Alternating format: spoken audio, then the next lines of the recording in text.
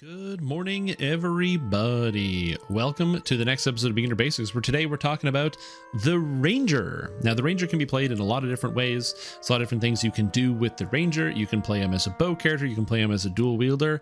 You can try and fail heavily to play them as a spellcaster if you want. But the main way people are going to be playing Ranger is as a bow user. So today we're going to go into Ranger, what you can and can't do with it, and give you the basics of what Ranger is and what Ranger does. So, to get started with Ranger, this type of Ranger, their main stat is Dexterity, because I'm going to be using a bow. If you're ever unsure what weapon or what stat you need for your weapon, always remember you can just check a weapon and it will tell you. So this starter short bow says attack mod Dex, damage mod Dex, so therefore I want to be using Dex because that's what scales my character's actual abilities. I need my Dex to hit people, I need my Dex to deal damage.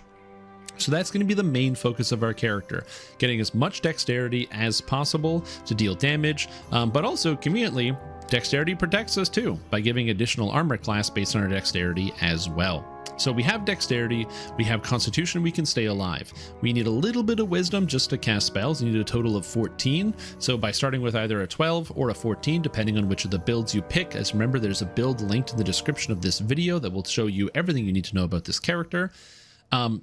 The Ranger here, as long as you have a 14, you can cast every single spell in the Ranger's spell list. And then just a little bit of strength just so that you don't get overburdened, because if you pick up too much equipment and you become in a medium load, it affects your ability to dodge things. So you don't want to deal with that.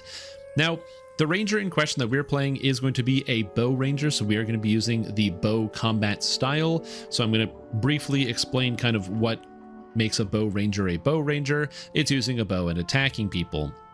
Now, when you attack in Dungeons & Dragons Online, you can either just attack by physically aiming and shooting something with your bow, or you can actually click on it to hard target it, which is what most people will do most of the time, is click on a target to make sure you're targeting it, or you can use the tab key to target a combat to make sure you're actually shooting it. Now, for the most part, it's pretty straightforward. You just kind of run around, shout Legolas, and shoot with your bow and arrow, but there's a couple pieces of nuance. One of the benefits of playing as a Ranger is that Rangers get access to 2-weapon fighting, as well as all the bow feats for free. So my character, I don't actually have to use any feats to get any of these extra abilities. I don't have to spend anything, which means you can be a lot more flexible in how you build your character. Let's say, for example, you want to build a 2-weapon fighting Ranger and dual wield like a pair of scimitars or something. Because you have all of the bow feats, if you have to, you can pull out a bow and start shooting as well to deal damage to enemies and to keep yourself safe. So just keep that in mind, that there's a lot of flexibility with Ranger, although this character, with your bow, you don't often switch into the melee playstyle, even though you probably can, for reasons I will get into very shortly. Additionally, as a ranged character, you get quite a lot of feats for free. So Rangers get this ability here, Precise Shot, which gives you a buff called Archer's Focus. So Precise Shot makes it so that whenever you're targeting something, your arrows will pass through. In DDO, there's collision. So if you walk into a monster or if you shoot an arrow, it's going to hit the first thing.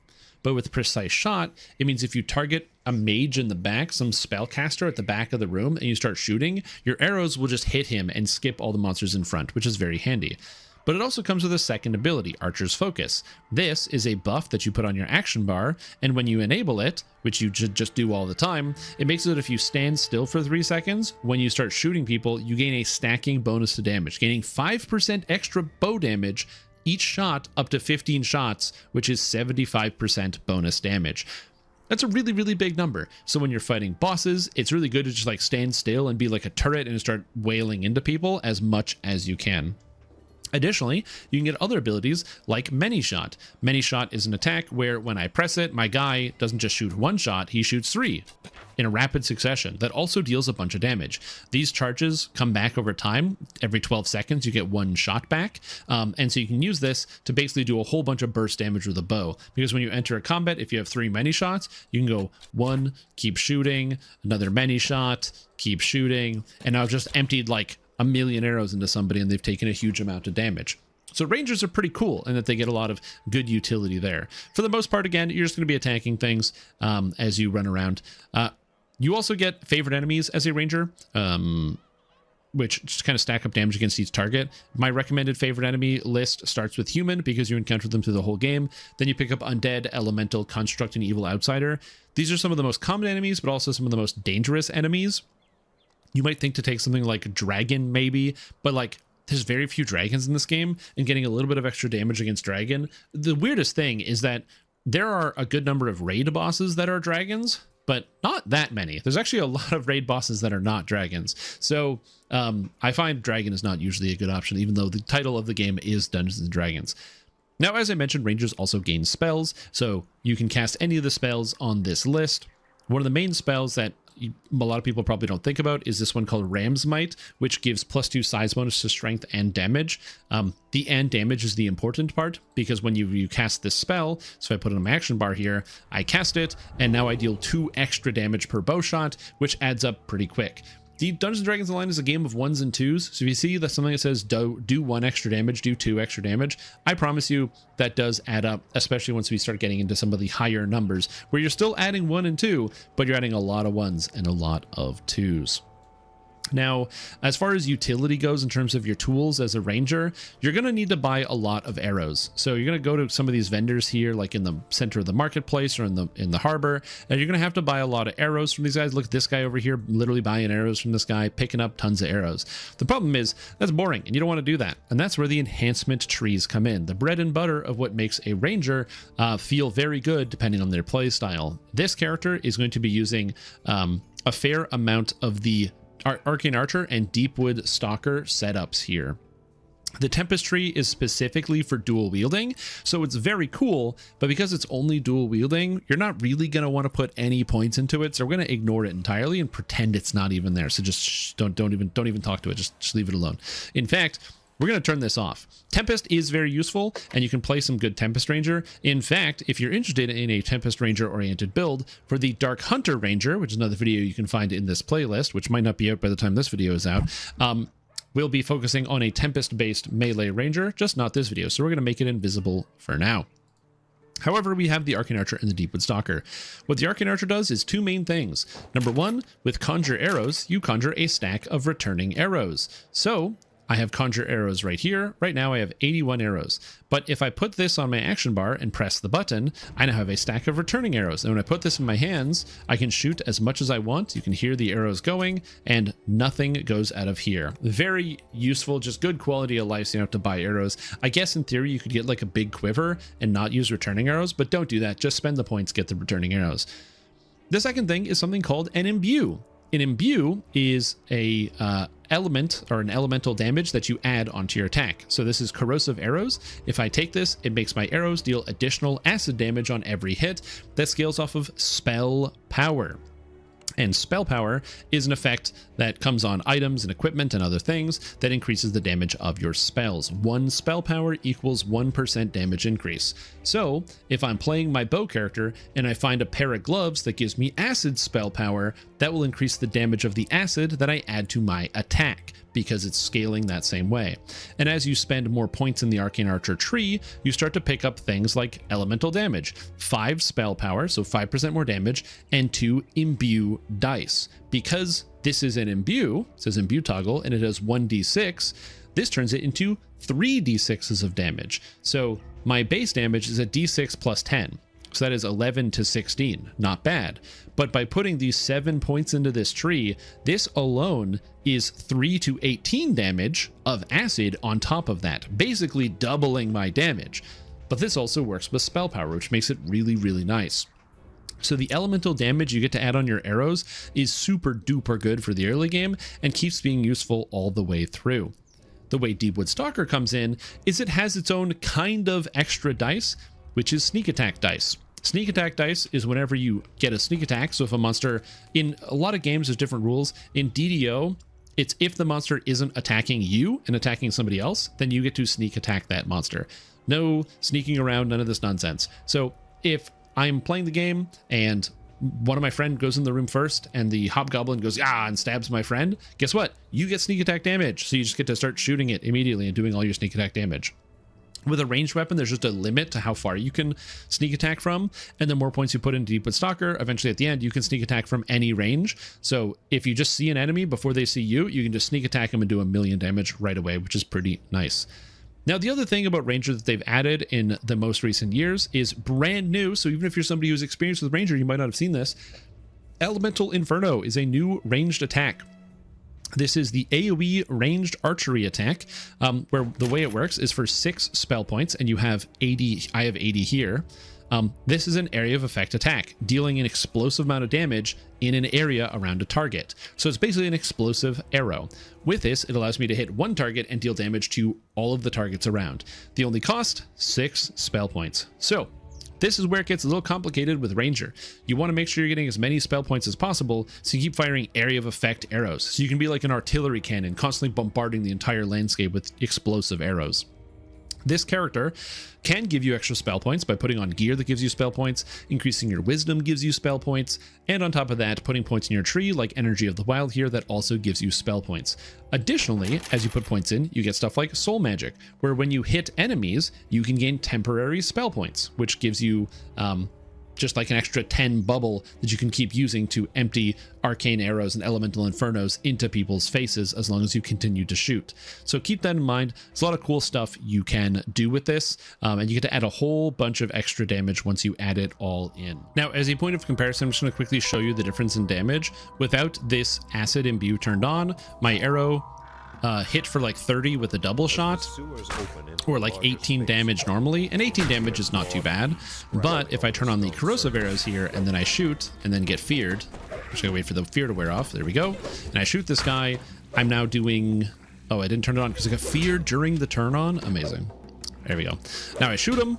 He's taken 19 extra acid damage. So without any acid spell power, it's basically doubling my damage to have the corrosive arrow turned on. And if I got any amount of acid spell power, I would be doing significantly more damage per shot with the acid damage. This is basically how you scale your character through the early game, because rangers tend to shoot their bows a little bit slower, and you get a lot of attack speed as you level up. So you attack faster and faster the higher level you get.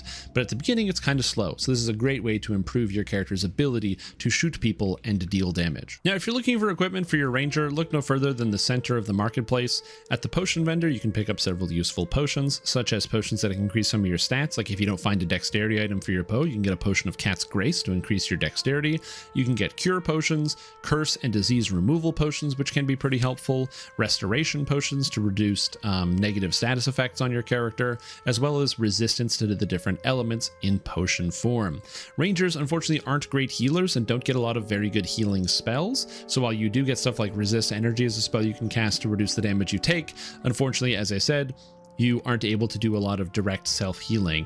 Now, in the end game, you can get a little bit of healing, and yes, out of Deepwood Stalker, you can pick up some things like empathic healing to get a little bit of healing, but these numbers are very, very low, and for the most part, you're not going to be able to reliably heal yourself that much. Unless you know this little trick. Rangers get the cure spells, cure light wounds, cure moderate, and cure serious. I don't get them till later, but I get cure serious wounds at level 11, which means I can go talk to this wand vendor and he sells cure moderate wounds wand. This wand heals for pretty much as level 3 cleric would, but I can just buy it and use it right away because I am in fact a ranger. It's a spell for me, so I can just use it. Similarly, if you buy a higher level Cure Serious Wounds wand, because you can use them, you can actually use this to heal yourself. And so this is a great way to heal yourself on a ranger, is these wands. Unlike other characters who have to like buy potions of different kinds, you can buy the wands pretty early and use them on yourself, as well as healing other people. Or, you know, you can just buy a whole bunch of potions and chug them back. That's also a good option. But the wands are great, and having 1 or 2 on hand, so in case either you or a party member happens to go unconscious, it's useful to be able to have a wand on hand to be able to help them out. Now, something all of you rangers are going to do that if you possibly missed my basics video is you're going to want to go into options and you're going to want to go into gameplay and you're going to change this setting, experimental tumble control. What this does is there's these little bubbles down here, which is your tumble. You get to tumble whenever you want, by pressing the block button while moving. So the block is shift by default, but for me, I've changed it. But if I press the button, boom, I roll. I do an action roll like I'm playing Dark Souls. The reason why you can do that is because you get to add your tumble score, which is 13, onto your reflex saves when you tumble. So if there's a trap, you can tumble through the trap, doubling my saving throw chance right now, which is pretty good. But on top of that, your character has several defenses, your armor class and your dodge. Armor class being 25 here, and my dodge is 3%. 3% isn't a lot, which means monsters are probably going to hit me if they actually beat my armor class. However, one of the cool things is if you tumble, while tumbling, your dodge gets set to 95%. It's like immunity frames from a action game. So if you're used to playing a character, you can be, shooting some guys, you're running backwards, there's guys running at you, and then if they're about to hit you, you can hit them with a tumble and immediately get yourself both out of way, and also if they are attacking you, you will dodge all of those attacks, which is really, really nice. So for keeping yourself alive and getting used to actually attacking and hitting stuff, you want to make sure you are tumbling appropriately when you are attacking. Now, I talked a lot about the Arcane Archer tree and what it does for you, giving you basically a bunch of extra damage in your AoE, but the Deepwood Stalker tree is no slouch either. Basically, a lot of the core abilities are a bunch of passives, being like get more health and resistance, get more health and physical resistance, get more health and physical resistance, so you're taking less damage. That's kind of cool. But you get a couple neat attacks. You get this ability called Sniper Shot, which basically hits a guy and does a ton of damage and makes them vulnerable to sneak attacks, even if they're looking at you. So it kind of makes it so you can get a bunch of sneak attack damage very quickly. You also get the ability Aimed Shot, which gives you stacks of the Archer's Focus buff, which we talked about before, which gives you extra damage. So you can use this to deal a whole bunch of extra damage. And then on top of that, at the top, you get Devastating Shot. This is an area of effect attack, just like Elemental Inferno, but this one always critically hits. So if you have Devastating Shot, you just fire it into a crowd of guys, it critically hits everything and everything explodes. Anything that lives, also, because it's devastating, I guess you shoot them right in the eye, they have to make a save or they get blinded, which is very, very, very cool for this character. So overall, you start by putting points into Arcane Archer, then you move into putting points into Deepwood Stalker, and you just have a really good, powerful bow character you can roll all the way through the entire game. Now I'm going to do a quick once-over on the actual character build here, so that if you happen to be going to read through it and you don't know how to read through some of this, I'll make it as easy as I can. To start this character, you want to start with a high dexterity here, so this is the recommended build points, and moving into if you have more points to spend, you can do this instead. You don't have to be an elf. Elf is pretty standard because you get more dexterity, but if you are going to be a non-elf, just change up the points so you're putting most of your points into dexterity, it's fine. As long as you've got the wisdom, as long as you don't dump your strength or your constitution, you're going to be okay, and make sure your intelligence is 10 so you can take the same skill points because you want all of these skill points. Every time you level up, you're going to put your points into dex. But like I said, if you don't want to be an elf, don't be an elf. Be something else. If you want to be a tabaxi, be a tabaxi. Do you want to be a human? I don't know why, but go crazy. So those are your options. But elf is generally my recommendation here. As far as your skills go, heal increases your healing with spells, which you will get some later on. Search is good because it allows you to find secret doors and stuff. You can't detect traps like a rogue can, but your character can search, and you're able to find secret doors and things. Additionally, you also have Spot here, which helps you see enemies that are invisible. You might notice there's no Listen, unlike you would have in Classic 3.5, like some of you might have been able to listen to my neighbor's dog still barking in the background. The reason why you don't have Listen is because Listen doesn't really do anything in DDO, so it is what it is. Swim lets you move faster while swimming. Actually, this one isn't essential, so if you did want to drop this down to 8, you could. But I like swimming fast. Tumble is for getting out of dodge, and that's funny. Getting out of the way, so, pretty good. Use magic device is essential because it allows you to use magical items that you otherwise wouldn't be able to use, specifically resurrection magic. So if you're not familiar with Dungeons & Dragons Online, at the end game, anybody can use resurrection magic if they have enough use magic device, which is really good when there's some type of party wipe or the healer dies and now you need to pick them up. So having use magic device is essential. And you just have points left over, so I just dump them into jump. As far as your feats go, most characters have to take the ranged feats, but you don't. You get all of them for free. So in terms, you take Point Blank Shot, which gives more damage in close range with ranged weapons. Precision, which makes you just hit enemies better. Dodge, which improves your defenses. Improved Critical Range, which allows you to do better crits with your ranged weapons.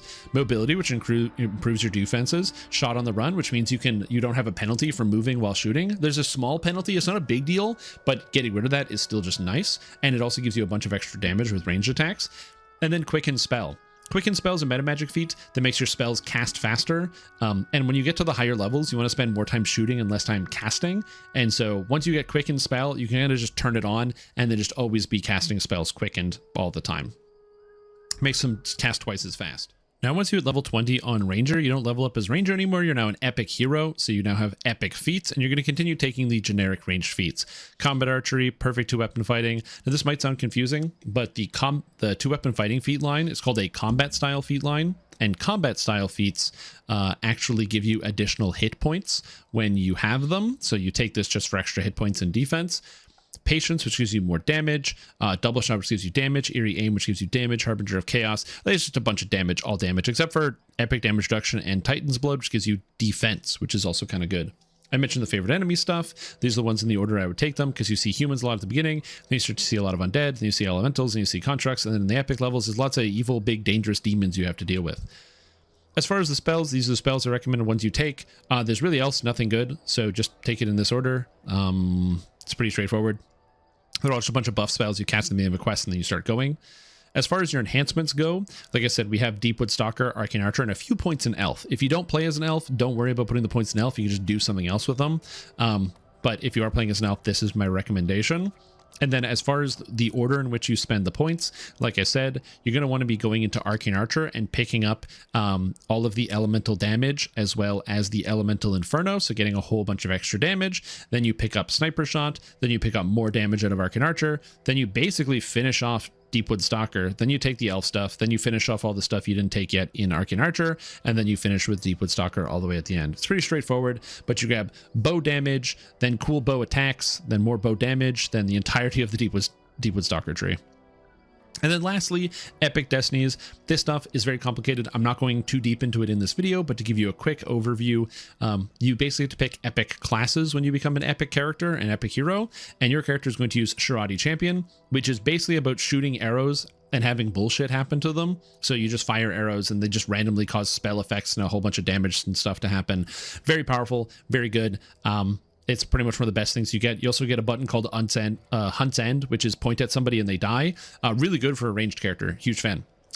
Then you also get the Fate Singer, which gives you an attack called Pluck a String, which just adds 1 billion damage onto your bow shot, and you get to use it every 4 seconds. So you just go like pew, pew, pew, and it just does horrendous damage. Very, very good. Horrendous being good for you, bad for your opponents. And then lastly, Shadow Dancer. Shadow Dancer is just good for some defense. You get to pick up some extra sneak attack dice. You get to pick up some more double shot, which is nice. And you get to access the spell Dimension Door, so you can kind of teleport around a little bit, which is really, really nice. But overall, this is the general path and how you should go through it. Now, last but not least, let's talk about equipment and stats that you might need. Now, as you're playing through the game, you're going to be having a whole bunch of different items you can pick up and fill up your armor slots with. What kind of stats do you want on them? To give you in no short order, you want to have whatever best weapon you can get that does as much damage as you can. You want to have whatever spell power on an item you can find that gives you for the imbue that you chose. If you choose Corrosive Arrows, which is what I recommend, it's the least resisted damage type, then you want to have Acid spell power or whatever you can find. Then you want Dexterity, you want Constitution. These are really important. And again, you want to get your Wisdom to 14. So that means if you have an item, gives you a +2 or a 6 or 20, it doesn't matter. Just get yourself to 14, which is really, really nice there. Anything that improves your saving throws is going to be good. Anything that improves your armor class or your dodge chance is going to be good. Anything that improves your fortification, which is your ability to resist critical strikes, is going to be good. And then finally, anything that gives you physical or magical resistance rating, which we'll say on the gear. It's called Sheltering is the name of the stat. Additionally, anything that helps out your bow stats. So you're looking for the stat Accuracy, which increases your chance to hit, your Damage, which increases your damage, Seeker, which increases your critical damage, and Deception, which increases your sneak attack damage, because you do all of these things. Also, anything that just happens to give health or spell points respectively is also going to be good on your character, which is called False Life, and I believe Wizardry are the names of those stats. So if you find like a helmet that gives like Wizardry and Sheltering, so it gives you defenses and also spell points, that sounds great. Make sure to pick it up and put it on. Other than that, the gearing for Ranger is really easy and really straightforward, and for the most part, you won't really struggle on this character throughout the entire game, and it gives you an opportunity to learn a lot about DDO and some of the different interactions there within. That being said, that's all I really have to say about Ranger. It's straightforward, it's simple, it's easy. Run around, shoot guys, say Legolas a lot and have an absolute blast. Now, if you like this video and you want to learn more about some of the other character classes, there's a whole playlist of other videos you can watch. And if you're an existing DDO player, make sure to leave your Ranger wisdom below. If you have any wisdom about things that maybe I didn't touch on in this video you think would be good for people to learn, please leave it in the comments below so other people can continue to learn. And as a reminder, again, the build that you can follow here is in the description, so please go ahead and check that out. Anyways, that's all I have for you today, so thank you for watching, and I will catch you all next time. Bye bye.